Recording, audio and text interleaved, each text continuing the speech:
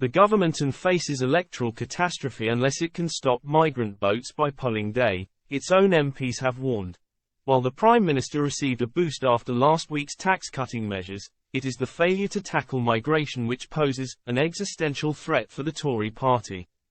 As net migration hit 745,000 last year, one megapixel said 8 in 10 of the voters he speaks with demand to know what is being done.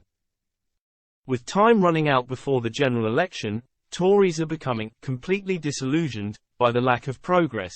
Ex-Brexit Minister David Jones said, "These figures are extremely worrying.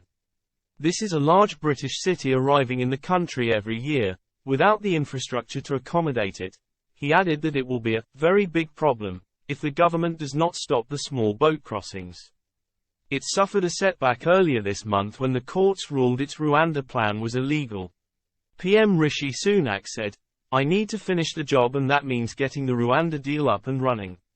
I'm prepared to do whatever is necessary to get that scheme operational.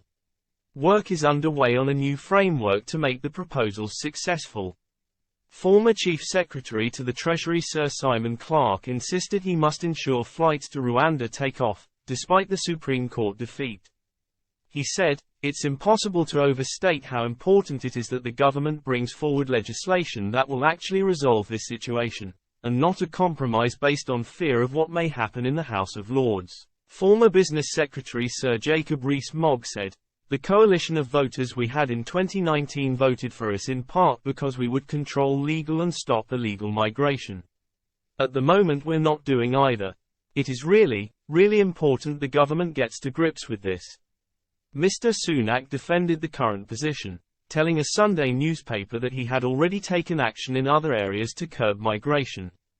He said, "There is obviously a lot more to do, and that's why we need to take action."